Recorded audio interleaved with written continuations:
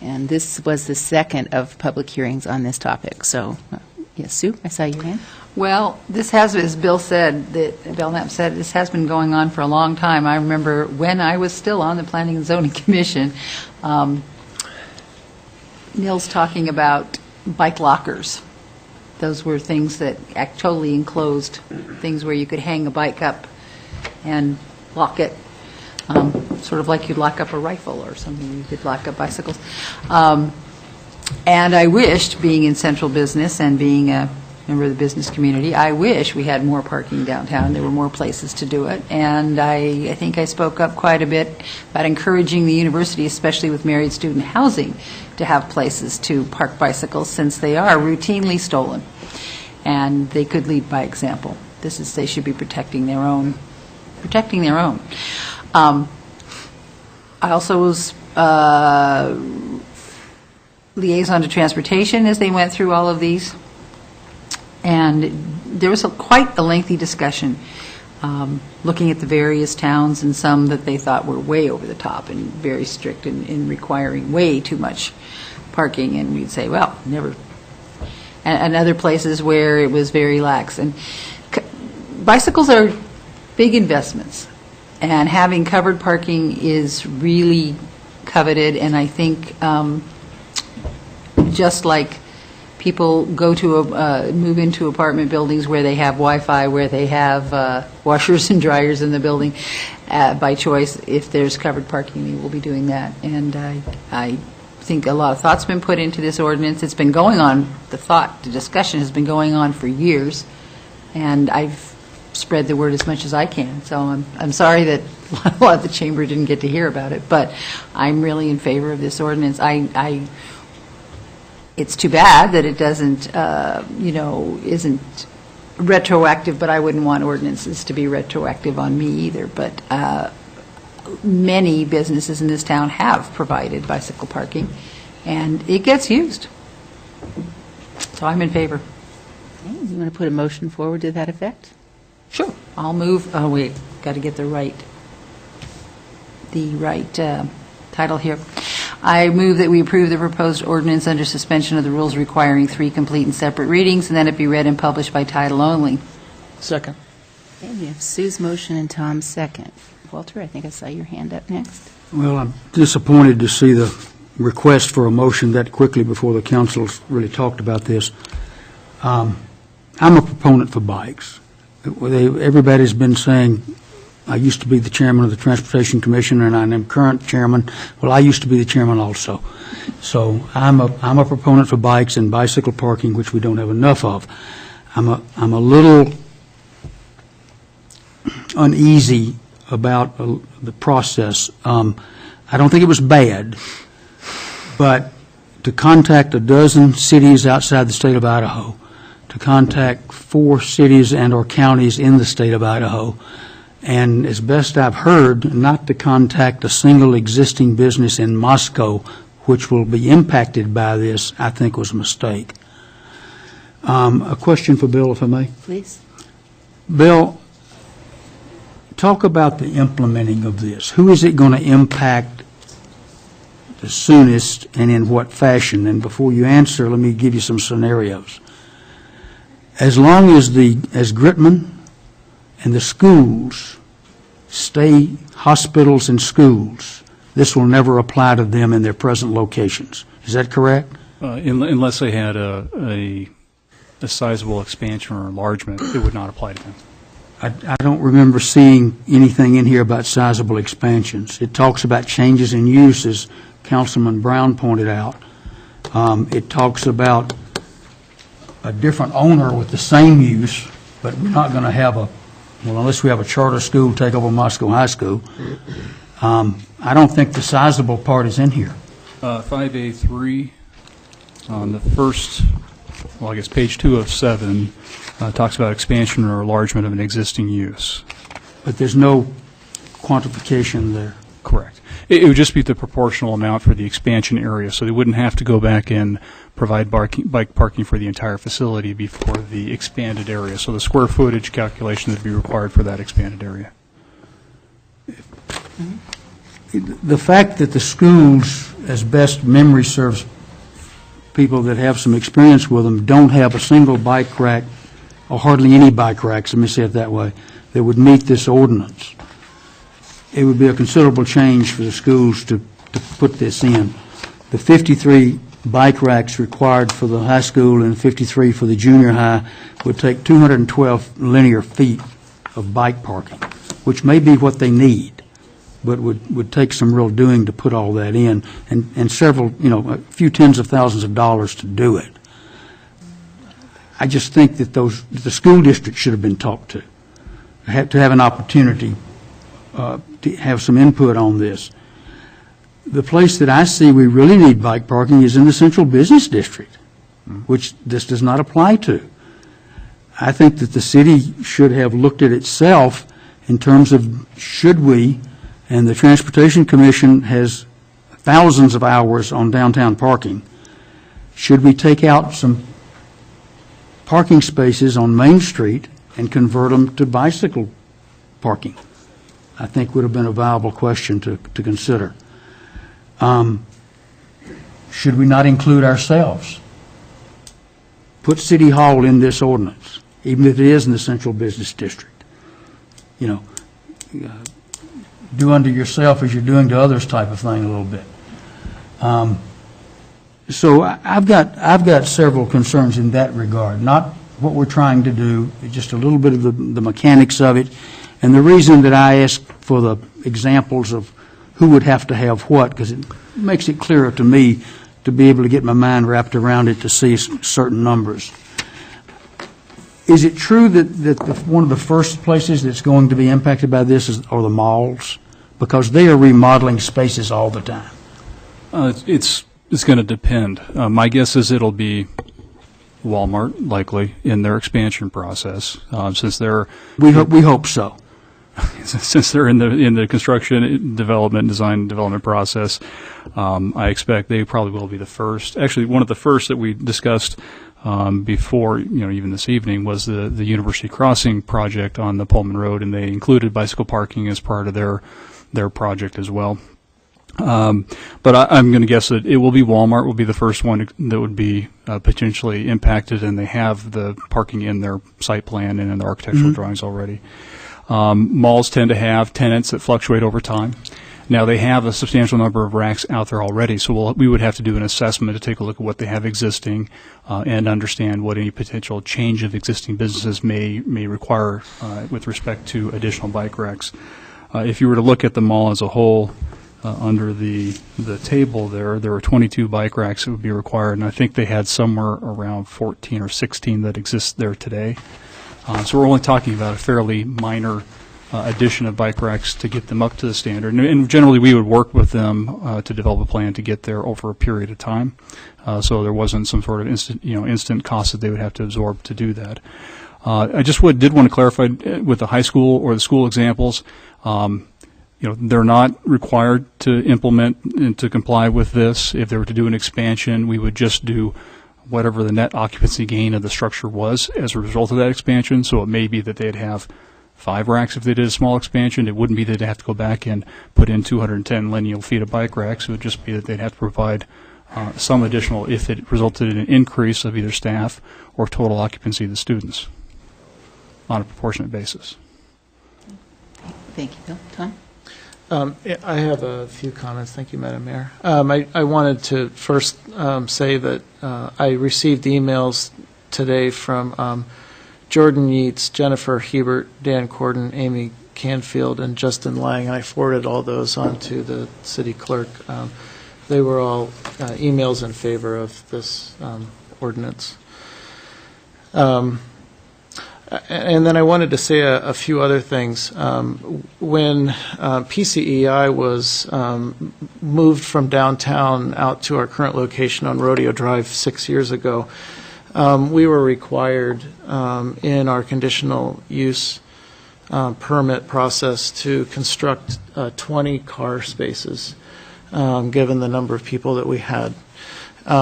We matched that by also building 20 bike parking spaces, and we did 100% of those covered. We knew that we had the clientele. We wanted to make sure that we had that space covered. It wasn't required of us, but we, went ahead and did that. And I think it's really benefited our business from that perspective.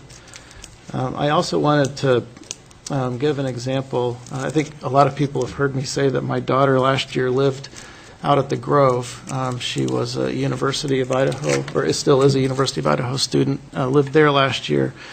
When I would go to visit her, I saw many, many bicycles locked up under the cover of the building, but along all over railings that were the railings going up to the second and third floors. And quite frankly, I think it was a fire hazard.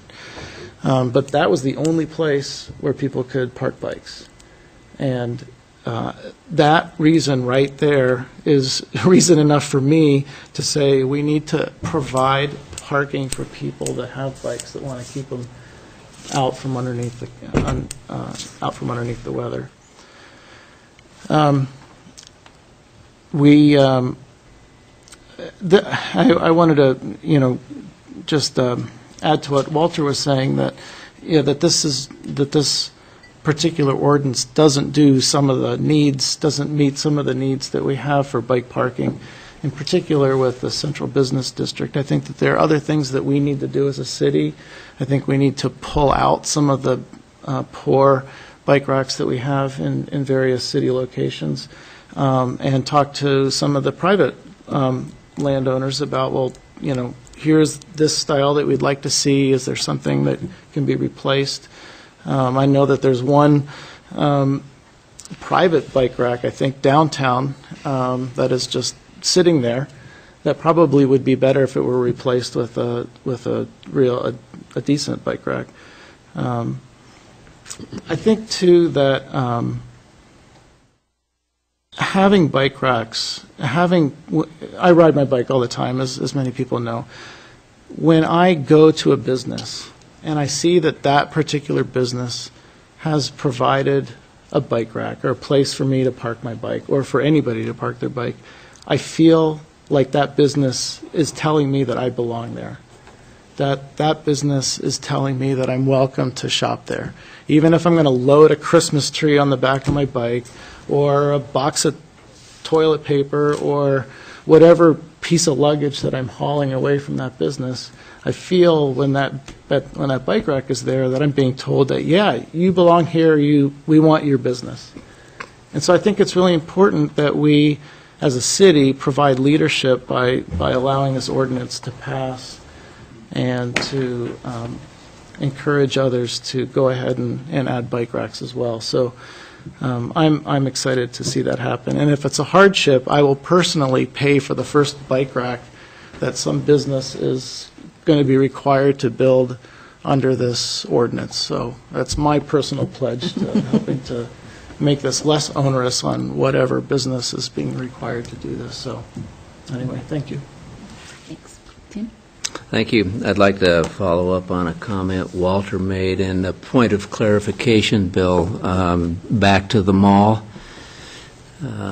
back to change in quote-unquote use that would perhaps drive a change in parking. Does change in use, is that defined, change in use defined as a change in the type of business, or just the fact that you're going from one type of retail to another type of retail? In this instance, it is the latter case for the bike parking. Typically, change of use, and this certainly is a question for the council, typically change of use means you're going from retail to a restaurant, for example. A different class of use. In this instance, as if you look at Section 5A2, change of use includes the establishment of a new use of an existing structure that is different than the prior use, or the establishment of a new business of a similar or same use as the prior use of that structure. There's a section in the parking. The on-street parking regulations generally apply when you have a change of use that results in an increased parking and demand. And so that's the only time that many of the off-street parking standards come into effect. If that's the case, then essentially in many of these places we would not have bike parking really ever coming into play, because if it stays as a retail use, there would be no there, and it transitions businesses, you would never get the bike parking installed. And that was quite a question at the plan zoning discussion, is that the intent was to try to, over time, get bike parking within the existing developed areas of the community and not wait for something to go from retail to a restaurant or restaurant to some other use. And so as businesses transition, we can work on getting them in place. And I think generally it was felt that it was a fairly modest investment to be able to do that, and under the existing developed property section, there is an ability to grant administrative variances from the requirement to cover it, from the dimensional standards, to be able to work on getting bike parking installed in a more timely manner than if we stayed with our typical change of use. So if we did not include some of those sections, it may be that the bike parking would really never apply to that if it continued to change over just as retail as it is in the off-street parking standards. So this is a little bit different than some of the standards that we do have for off-street parking as it relates to motor vehicles, and it would be a little more aggressive to include change of the same type of use, but with a different business. Thank you. Hopefully I haven't given up my right to comment. No, please. Thank you. Well, I'm sorry that the building community and the business community didn't have an opportunity to weigh in here prior to it getting to this point. Perhaps that's a lesson for us all to learn. If I might just interject, Tim, we did have a noticed public hearing for this, correct? In front of the Planning and Zoning Commission, so that would have gone out through the...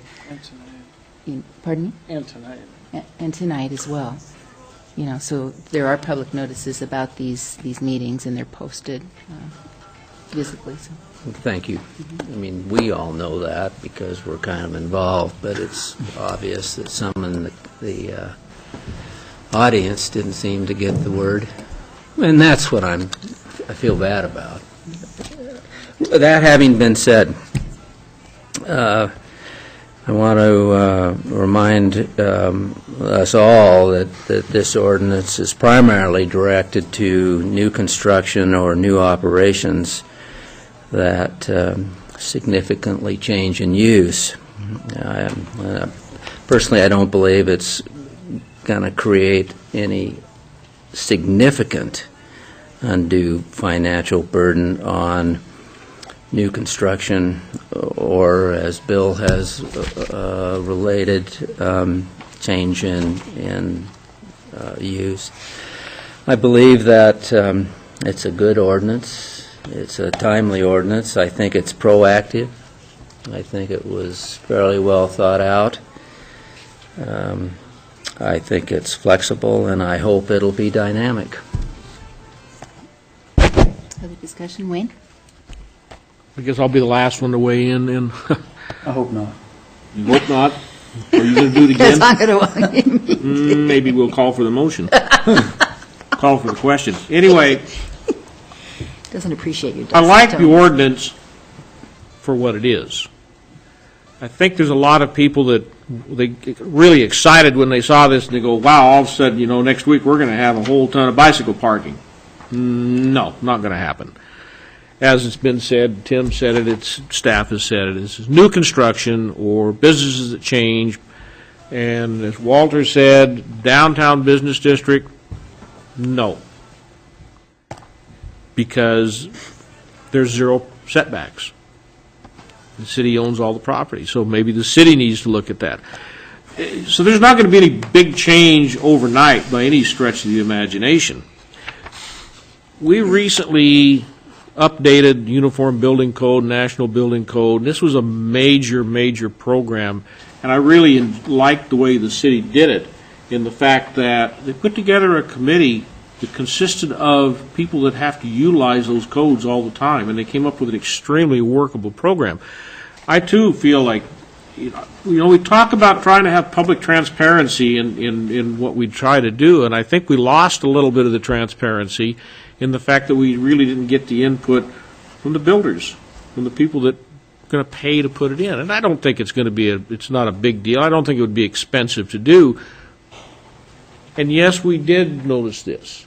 and we did notice it planning and zoning. And I went back and looked at the minutes, and there was no negative comments about it. There was no builders there.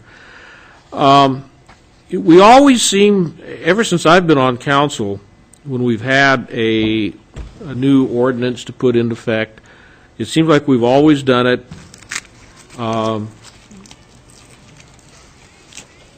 in suspension of the rules, requiring 3 complete and separate readings.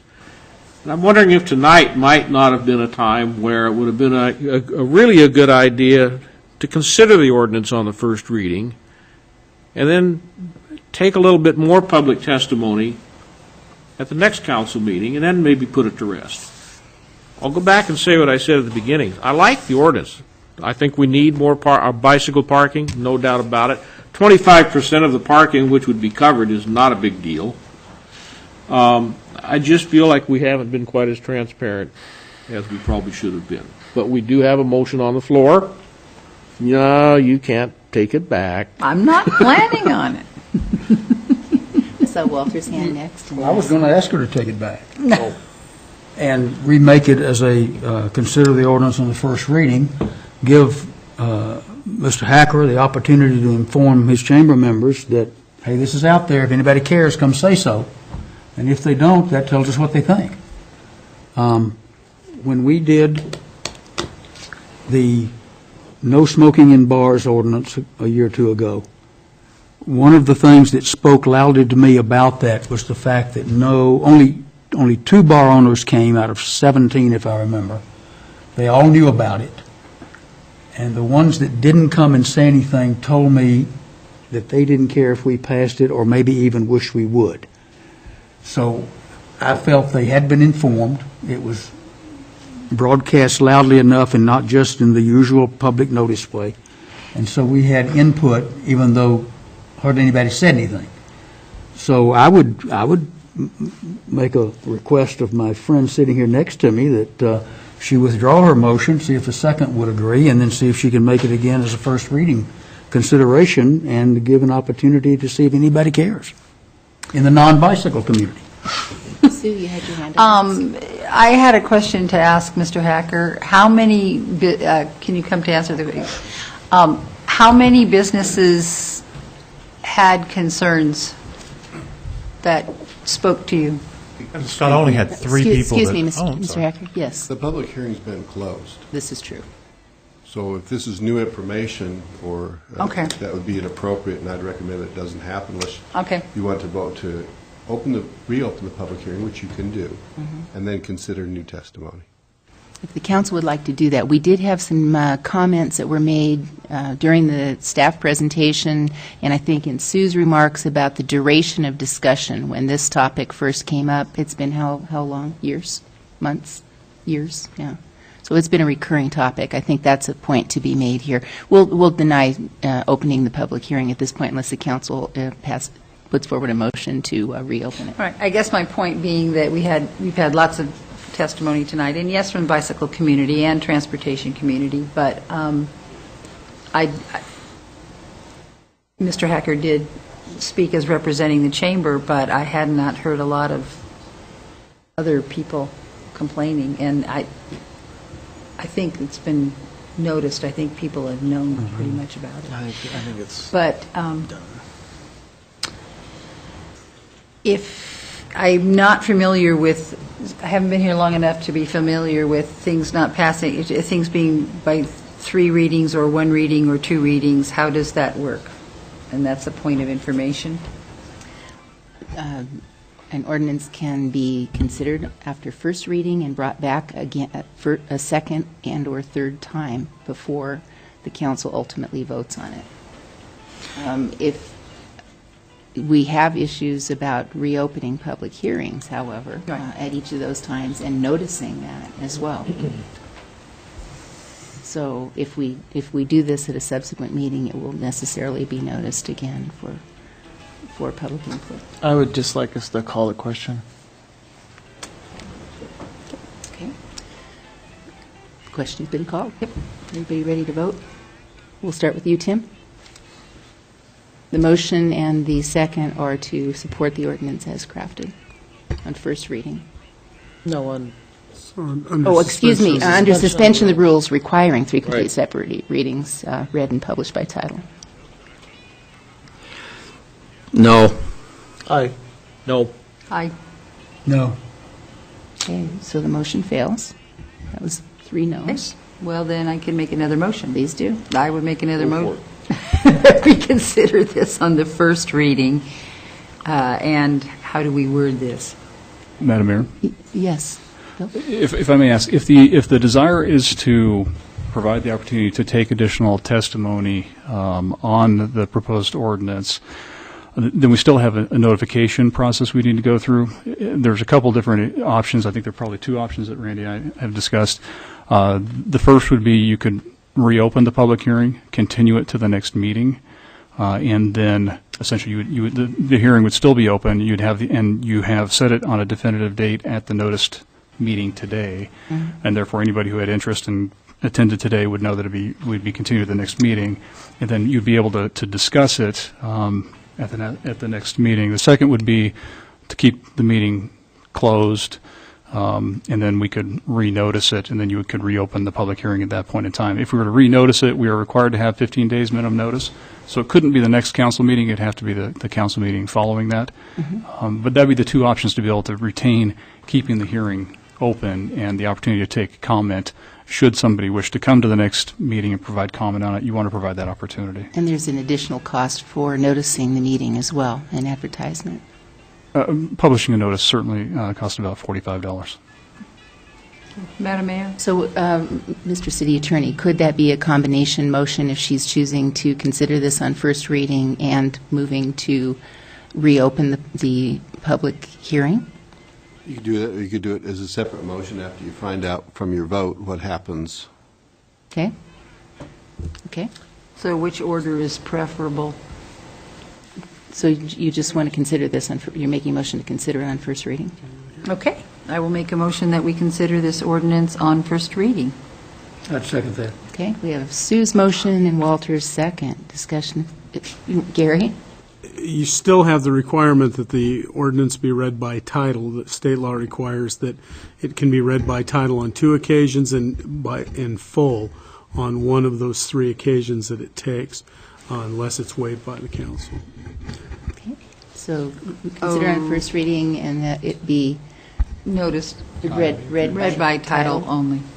She hasn't made it. Is that right? Right. Thank you. Get a second. I'm not the parliamentarian. Randy, did you have a question? So, yeah, Sue made that motion to consider it on first reading and to, No, I was just considering, there's another option too, which is Okay. tabling, but you've already made the motion, so. we have a motion, we don't have a second yet. Yeah, Oh, Walter's second, with that additional bit about title, reading it by title. I'm okay with it if, keep watching staff to see if we're, where they, Doing parliamentary where we need to be. process. On parliamentary process, Okay. yes. Okay, so we I'm have okay a with motion and a second to We consider have this counsel, on but first not a reading parliamentarian. and to read it by title. Is there any Madam Mayor, discussion? I have Yes. a question. Yes. Given that we've had more testimony for this particular topic than we typically do in a public hearing, I'm interested in finding out what the other council members need to hear from the public in order to be able to move forward with this ordinance that I think everybody has spoken in favor of. So I'm not clear about what it is that we're looking for. Okay, council members, Walter? I'm looking to see if the chamber wishes to notify their members or anybody else that this is occurring and see if anybody shows up. I do not anticipate, well, I'm not So, going I to guess say that. I want to see if anybody else shows up. So I guess may I ask the question then, is it, I guess I didn't know that the Chamber of Commerce didn't realize that this was being discussed at the Planning and Zoning Commission or by the City Council. So I'm trying to understand what the process needs to be to make sure that we're hearing from more people, or, I mean, the fact that we had an attorney in the room earlier who represents people who have been opening up their land for motor business, I don't understand why we're suddenly thinking that there has been no conversation or no understanding that this issue was before us. So I'm just trying to understand that. Anything other than informing the... I'm just Chamber of asking the Commerce. question. I Okay. don't know who has the answer. Anybody else have any input for Tom? Your expectations for input? Okay. Wayne? First of all, I want to restate that I'm certainly in favor of this, but I'm not so sure there hasn't been a rock or two that hasn't been overturned. You know, what it looks like right now is okay, and I could probably vote for it if I didn't hear anybody come up with some, maybe an idea to tweak it just a little bit. I don't know that it does. I don't know that it doesn't. But the fact that Mr. Hacker made the comment that the chamber really hadn't had any input from their businesses, I just, sometimes we have to go by our gut feelings, Tom, and I just have a gut feeling right now that we need to just hear this one more time. And I'm sure it's going to get passed. I really do. And this is not a life and death decision that we're making here, folks. I mean, we're not going to see bike racks go up overnight like Christmas trees. So, I'm seeing some... just humor me a little bit here. Let's go one more time. Okay. I'm seeing some discussion here among staff. Did you have some? We are going to put this forward again to see if the council wants to reopen the hearing tonight and leave it open till a date certain for future discussion, for future public input. Okay? But that's not the motion before the body right The now. motion was to Consider it on first reading and that it be read by title. An option the council may want to consider is just tabling this issue till the next council meeting date certain, and that you would desire to take additional public testimony on that date. That way the public hearing can be continued. You can take more testimony then. The public hearing has been closed tonight, though, so we would need to reopen it, correct? You can reopen it tonight. You can, in the motion, ask that the public hearing be reopened for that date certain.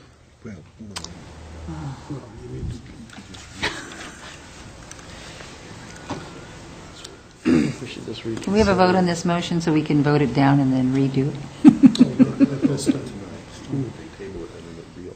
Yeah. Randy makes a good point that if you table it to the date certain, then on the date that you bring it off the table, which would be the next council meeting, you can reopen the public hearing at that time. In the meantime, staff can certainly send out whatever notice needs to be sent out, advising that it will be taken up again at that time. Does that not violate the 15-day notice? No. No, because you're continuing the action tonight. If you have the ability to open the public hearing tonight, you have the ability on the date that you take it from the Okay, table. it wasn't clear to me that you were suggesting to reopen the public hearing tonight. We must do that. So please, Okay. let's vote So the this motion one on the down. floor is to consider Can't this on... withdraw it. It's No. seconded. Randy? If you table it, it's unnecessary to reopen it tonight. All you're doing is, if that's your option, which is not on the motion, not the motion, but if that's what you did, you'd simply say that we're going to table it to a date certain and state the date, and then staff could gather information, and when you reopened it on that date certain, you could gather that information, consider that information, and make a decision that day on whatever you wanted to do. Okay, so we do have a motion and a second on the floor Madam right Mayor? now. Yes. With the seconder's approval, may I withdraw my motion? It's fine I by would me. agree. Mr. Seconder, okay. It actually takes the consensus of the council And so we'll to- look at some heads To bobbing withdraw. here. Is that okay? We have To withdraw, we just the have the consensus of the motion, council. the motion and seconder have agreed to withdraw the motion. Do I have consensus from the council? Aye. Yeah, okay, okay. All right, then I move that we table this item and reopen the public hearing and the date certain, Which is? which is 7 February February. 7th. February. 7 February. 7th of February. Okay, motion. Do I hear a second? Okay, we have Sue's motion and Walter's second. Any discussion of that? Hearing none, we'll start the roll call vote with you, Walter. Thank you, ma'am. Aye. Aye. No. Aye. The motion carries. Okay, we will hear more about this at our meeting on February 7th. And I would encourage those who are in the audience to solicit input from others who may like to provide it to the city council. It can be provided via email or You're welcome. or orally on that.